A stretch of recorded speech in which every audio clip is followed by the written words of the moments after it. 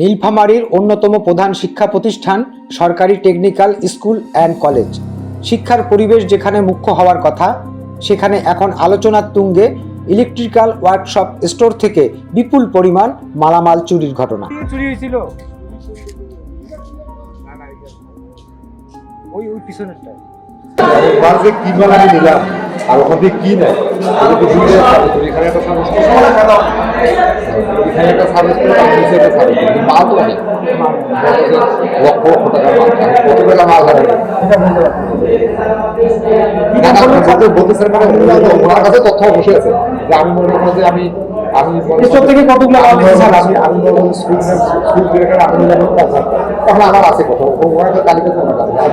ফেব্রুয়ারি store room খুললে বিষয়টি নজরে আসে কর্তৃপক্ষের। তবে রহস্যজনকভাবে ঘটনাটি জানাজানি হওয়ার পর থেকেই এক প্রকার নীরব ভূমিকা পালন করছে প্রতিষ্ঠানটির প্রশাসন। চুরির এই ঘটনায় প্রতিষ্ঠানের ভেতরেই বইছে সমালোচনার ঝড়। নাম প্রকাশে অনিচ্ছুক অনেকে অভিযোগ করেছেন, বিপুল পরিমাণ সরকারি মালামাল উধাও হলেও কেন যথাযথ আইনি ব্যবস্থা গ্রহণে গড়িমসি করা হচ্ছে।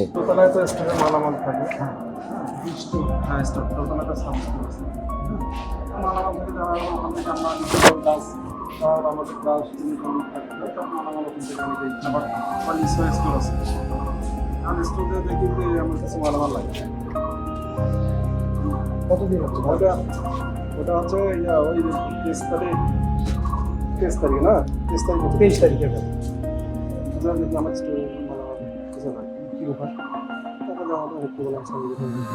প্রতিষ্ঠানের অধ্যক্ষ প্রকৌশলী মোহাম্মদ সিদ্দিক শফিকুল ইসলাম জানান, চুরির বিষয়টি খতিয়ে দেখতে 3 সদস্যের একটি তদন্ত কমিটি গঠন করা হয়েছে।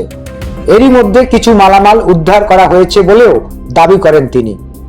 প্রাথমিক ধারণা করা হচ্ছে এর সাথে জড়িতরা শিক্ষার্থী হতে পারে। তবে তদন্তের দোহাই দিয়ে কিংবা ঊর্ধ্বতন কর্তৃপক্ষের অনুমতির অজুহাতে ক্যামেরার সামনে কথা বলতে রাজি হননি প্রতিষ্ঠানের দায়িত্বশীল কেউই।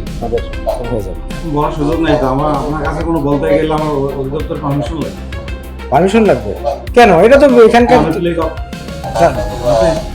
দিব না।